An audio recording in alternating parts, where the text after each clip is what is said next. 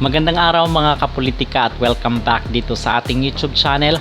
Kung kayo ay bago pa lang ay huwag kalimutang mag-like at mag-subscribe muna kayo para updated kayo dito sa ating mga latest issues. So, ito yung ating pag-uusapan mga kapolitika, continuation dito sa ating Philippine Volleyball League edition, na kung saan doon sa ating mga previous video ay napag-usapan natin sila Gemma Galanza, sila Alyssa Valdez, itong Creamline at itong Team Alas. Okay, but ngayon sa videong ito ay ating pag-uusapan naman itong star player ng Petrogas na si Myla Pablo at ang posibilidad na pagbangko sa kanya dito sa paparating na na PVL Open Conference.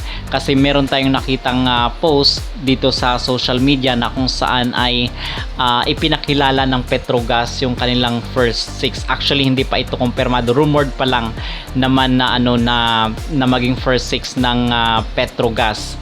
At sa nakikita natin dito mga kapolitika, andito sila si Cheng, yung kanilang setter, at makikita natin na kung saan ay madadagdagan pa daw yung import ng Petrogas aside dito kay Wilma Salas, kasi kumpirmado na si Wilma Salas yung maging import ng Petrogas at may idadagdag pa raw itong koponan ng Petrogas kasi marami nga silang pambili ng mga talent fee nitong international players. Okay, so andito rin si MJ Phillips, si itong si Remy Palma, si Ansi Van Sikel. So ang sinasabi ng iba ay imposible daw na hindi mag-champion na itong Petrogas at this point, especially na sobrang dami ng import daw na kukunin nitong Petrogas sa paparating na Open Conference. Well, actually advantage din po yan kasi nga ito ay mapag-aralan rin ng ating mga players dito sa ating bansa kung paano ba maglaro yung mga international players.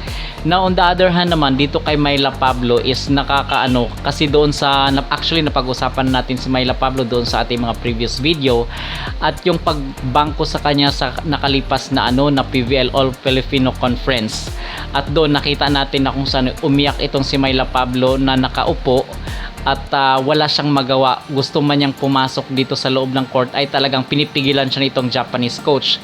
At ang sabi nga doon sa mga comment section ay talaga namang napakasayang ng talento nitong si Myla Pablo na kung saan hindi nagamit, hindi na utilize dito sa siguro hinayaan siya na maglaro doon sa PVL Open PVL Conference ay may posibilidad talaga na pag finals itong Petrogas. Yun nga lang ay hindi nagbalasa ng players itong Japanese coach, but ang binabad niya talaga ng binabad itong si Sabete kasi parang may favoritism itong Japanese coach.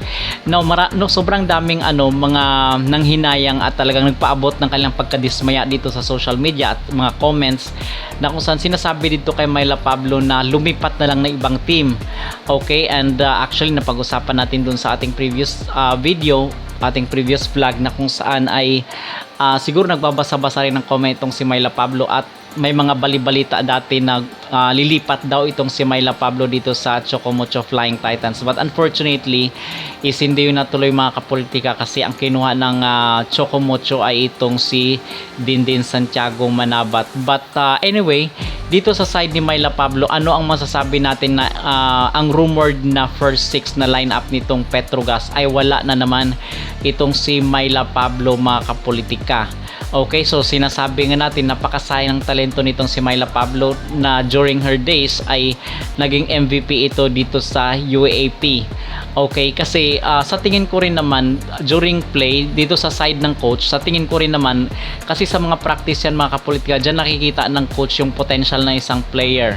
Okay, so dito kay Pablo yung nakikita ko kasi na weakness niya is malakas siya pumalo, pero meron siyang yun ang strength niya, malakas siya pumalo, but yung weakness niya rin is meron siyang mga inconsistencies and yung madaling basahin yung kanyang spike. So ito yung nakikita ko, siguro yun ang naobserbahan rin ng coach kung kaya hindi siya sinali dito sa first six. And in fact wala na nga rin dito si Sabete, siguro dahil doon sa sobrang daming error na pinaulan ni Sabete doon sa nakalipas na conference, kung kaya wala muna siya dito sa susunod na na first six ng laban ng Petrogas kasi ang goal talaga nila is itong championship. Now, itong nakikita ko naman mga kapolitika yung sayang talento ni Myla Pablo na kung saan yung kanyang strength naman nakikita natin is yung kanyang height. Okay, medyo may katangkaran rin itong si Myla Pablo, which is almost 6-footer. And marami rin ang mga netizen nagsabi na sana ay lumipat na lang sa ibang team itong si Myla Pablo na kung saan ay nakaka-appreciate ng kanyang abilidad sa paglalaro ng volleyball. But siguro hindi siya natuloy doon sa mga kapolitika sa Titans kasi nga naunahan siya nitong si Dindin Santiago Manabat na kung saan ay umalis na din dito sa Akari. So ang masasabi natin dito ay okay lang din naman kahit hindi mababad or hindi ma-display sa loob ng court itong si Myla Pablo. Basta ang importante doon mga kapolitika is nasa malakas pa rin siya na team. So ibig sabihin lang nun kung manalo man yung kanyang team kasi paglalaruin nga itong mga import na kung saan sobrang lalakas nga at ang sabi nga ng iba ay tapos na daw yung laban dahil dito kay Wilma Salas. So it's okay lang kahit kasi gano'n naman talaga minsan is yung gusto ng mga supporter, just like nga dito kay Gemma Galanza, ang gusto ng mga supporter ni Gemma Galanza ay ibabad talaga at pangmatagalan na nasa loob si Gemma Galanza. But hindi po yun nangyari, just like rin dito kay Myla Pablo, yung kanyang mga supporter gusto na ibabad itong si Myla Pablo at gawin talagang sub sa mga spikers or sa mga players ng Petrogas. But hindi po yun nangyayari kasi dahil din dito sa laging pag-refuse nitong si Japanese coach kasi doon pala sa previous na laro nila is nag-advise itong mga assistant coach dito sa Petrogas na paglaruin itong si Myla Pablo but hindi daw pumayag itong Japanese coach mga kapolitika. Okay, so siguro mayroon siyang nakikita na something or maybe yung sinasabi natin na mayroong favoritism kasi nga natural naman yan sa mga coaches na kusan meron silang mga paboritong mga players. Okay, so minsan hindi rin nila nakikita yung abilidad at talento ng kanilang mga players kasi nga mas pabor sila doon sa mas gusto nilang mga players at na po yan, parang kultura na yan sa tao mga kapolitika. Okay, so kayo mga kapolitika, ano yung masabi dito sa posibilidad naman na nakikita natin na pagbangko dito kay Myla Pablo sa sunod na PVL Open Conference? Mag-ingay sa comment section at huwag kalimutang mag-like at mag-subscribe muna kayo para updated kayo dito sa ating mga latest issue.